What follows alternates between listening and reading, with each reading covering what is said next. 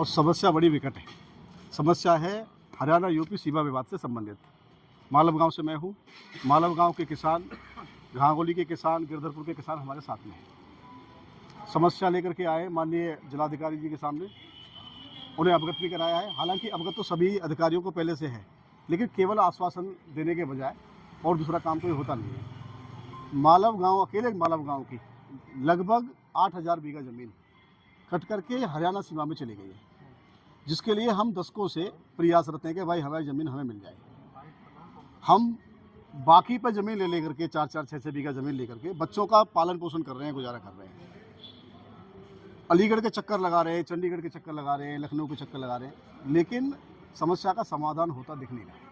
कितनी बीघा जमीन होगी? लगभग 8000 बीघा ज़मीन है और किसान इस हद तक जो है दुखी हो गया है, परेशान हो गया है। इसमें प्रभावित हो रहे हैं जो हरियाणा में चली गई इसमें प्रभावित हो रहे हैं खैर तहसील के सबसे बड़े गांव मालव, घरबरा, लालपुर, ऊंटासानी, धारागढ़ी, घांगोली, ये बड़े गांव हैं। शेरपुर है, गिरधरपुर है, ये बड़े गांव हैं जिसका चुनाव पर भी खासा असर है। ये बड़े गांव हैं और ये अच्छी तरह से प्रभावित है। चुनाव होना है जी, तो क्या मानते हैं किसान नाराज है? किसान बहुत ज़्यादा नाराज है। थोड़े नाराज नहीं है, बहुत ज़्यादा नाराज है। लेकिन उन्हें कोई पूछे तब जाकर के पता लगे। कोई पूछने वाला नहीं है, कोई सुनने वाला नहीं है। केवल आश्वासन के अलावा दूसरा काम हो नहीं रहा है। तो आपके तो सांसद बड़े मजबूत हैं। ये सांसद जी मजबूत हैं। सांसद जी के सामने हमने ये विषय रखा भी है। सांसद जी ने हमें आश्वासन भी दिया है कि हम इसको जल्दी से निपटाएंगे।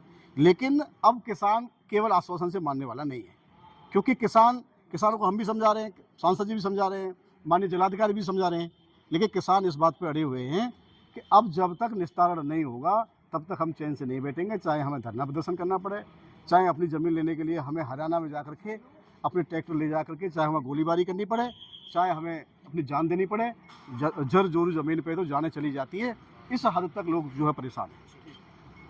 मालव। अच्छा ये बताइए, गांव में क्या दिक्कत आ रही है? आप यहाँ से जिलाधिकारी के आए?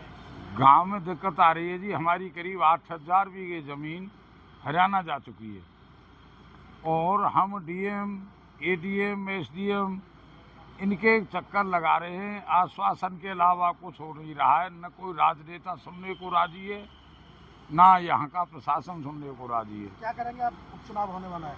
उपचुनाव होने वाला है, उपचुनाव का बहिष्कार करेंगे। क्यों? जब हमारी जमीन को हमें नजदीक नहीं पहुंचने दे रहे तो क्या करेंगे बहिष्कार के अलावा? कितने किसान हैं जिनकी जमीनें हरियाणा में पहुंच गई हैं?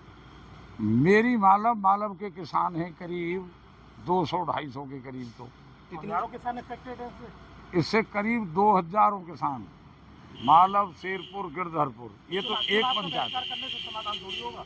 चुनाव का बहिष्कार करने से समाधान होगा। समाधान चुनाव का बहिष्कार करने से होगा। इन लोगों को ये पता तो लगेगी कि ये नाराज हैं और ये कितने दुखी हैं, ये कितने पीड़ित हैं। सांसद विधायक भी नहीं सुन रहे। अब तो जो हमारे यहाँ मंत्री रहे, राजस्व मंत्री रहे, अगर वो सुनते तो ये निस्तारण ही हो जाता।